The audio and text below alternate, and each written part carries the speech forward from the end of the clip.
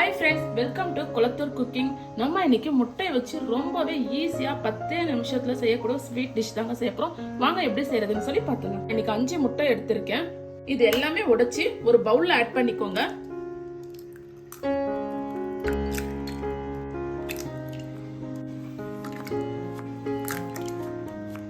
இந்த மாதிரி எல்லா முட்டையும் உடைச்சு ஊத்துனதுக்கு அப்புறம் ஒரு ஃபோர்க் இல்லைன்னா விஸ்க வச்சு நல்லா பீட் பண்ணிக்கோங்க.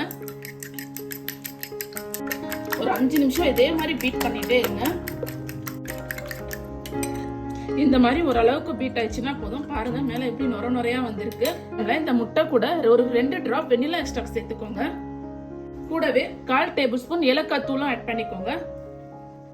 அந்த வெண்ணிலா எக்ஸ்ட்ராக்டும் ஏலக்காய் பவுடரும் ஒன்னா சேர்ந்து கலந்து வரணும். அதுக்கு நல்லா கலந்து விட்டுக்கலாம்.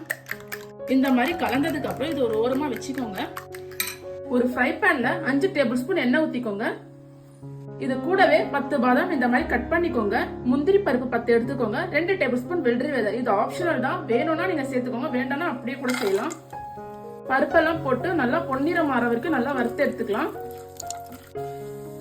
பருப்பு இந்த மாதிரி கோல்டன் பிரவுன் ஆனதுக்கு அப்புறம் ஒரு 1/4 டம்ளர் பால் சேர்த்துக்கோங்க. இது காய்ச்சி அரை வச்ச பால் சேர்க்கிறேன்னா. பால் ஊத்திட்டு நல்லா கலந்து விட்டுக்கோங்க. இந்த மாதிரி நல்லா கலந்து விட்டதுக்கு அப்புறம் நம்ம அடிச்சு வச்சிருக்கோம் இல்லையா முட்டை, அதை ஆட் பண்ணிக்கலாம். முட்டையை ஊத்தி நல்லா கலந்து விட்டுக்கோங்க. கைவிடாம கலருங்க, இல்லைன்னா அங்கங்க அப்படி அப்படியே உருண்டையா வந்துடும். கைவிடாம கலர்னாதான் இந்த மாதிரி ஸ்ட்ரக்சர்ல உங்களுக்கு வரும். இல்லைன்னா அங்கங்க ஆம்லேட் மாதிரி தனித்தனியா நின்றுடும் உங்களுக்கு. இந்த மாதிரி நல்லா கலந்து விட்டதுக்கு அப்புறம் இது கூடயே 50 கிராம் சுகர் ஆட் பண்ணிக்கோங்க. கூடவே 2 டேபிள் ஸ்பூன் சுகர் இல்லாத பால்கோவாவே ஆட் பண்ணிக்கோங்க. ஒரு 2 டேபிள் ஸ்பூன் கண்டென்ஸ்டு மில்க் இதுவும் ஆட் பண்ணிக்கலாம். இது எல்லாமே சேர்த்து நல்லா கலந்து விட்டுக்கோங்க. பால்கோவா நல்லா உடைச்சு விட்டு கலந்து விட்டுக்கோங்க, இல்லைன்னா அங்கங்க உருண்டையா இருக்கும். சுகர் போட்டதால கொஞ்சம் மெல்ட் ஆகி வரும். நீங்க எதுவுமே பயப்பட வேணாம். இந்த மாதிரி நல்லா கலந்து விட்டுட்டே இருங்க. முட்டையை உடைச்சு விட்டுட்டே கலருங்க. கைவிடாம கலந்து விட்டுட்டே இருங்க, இல்லைன்னா கீழே அடி பிடிச்சிடும். இந்த டைம்ல வேணும்னா நீங்க ஃபுட் கலர் கூட ஆட் பண்ணிக்கலாம். நான் இன்னைக்கு எந்த ஃபுட் கலருமே ஆட் பண்ணாம தான் செஞ்சிருக்கேன். இப்ப நான் ஒரு 5 நிமிஷமா கைவிடாம கிளறி விட்டுட்டே இருக்கேன். எண்ணெல்லாம் பிரிஞ்சு நல்லா வந்திருக்கு. இந்த டைம்ல நம்ம கடைசியா 1 டேபிள் ஸ்பூன் நெய் ஊத்திக்கலாம்.